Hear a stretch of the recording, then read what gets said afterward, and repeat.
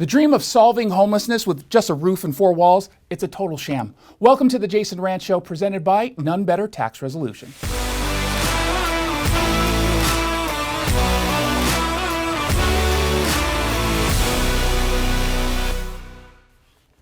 In the city of Redmond, a storm's brewing as local leaders shove a permanent supportive housing project down the residents' throats. No questions asked.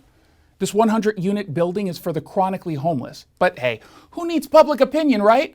Residents are fuming. They're feeling ignored because they were.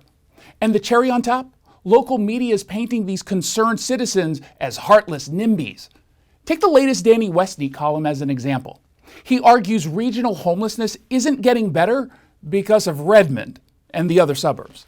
He writes, speaking of tackling homelessness regionally, a lot of folks out in the suburbs don't want to be involved in this. I mean, they really don't want to have anything to do with it.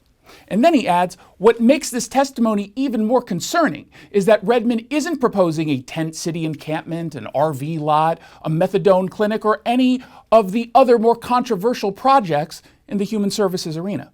It's an apartment building designed to get people out of the shelters. Now, he's completely missing the point, perhaps out of ignorance on how permanent supportive housing actually works. You see, the solution isn't just slapping a roof over someone's head and calling it a day.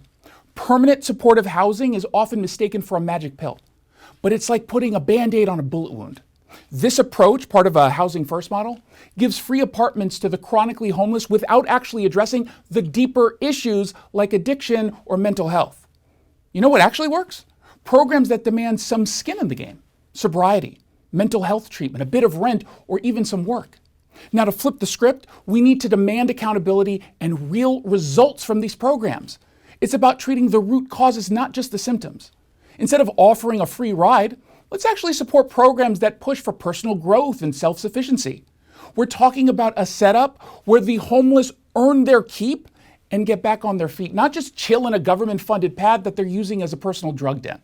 So what exactly will it be? Redmond doesn't want to become another cautionary tale. It doesn't want to become Seattle. Do not settle for half-baked schemes that fail our communities and our conscience. It's time to push back, to insist on programs that truly tackle homelessness.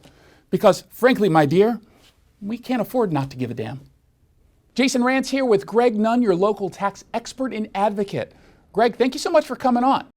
Hey, Jason, great to be with you again and talk about these tax issues. So some folks out there have the IRS calling them nonstop or even coming to their door. What do you recommend they do?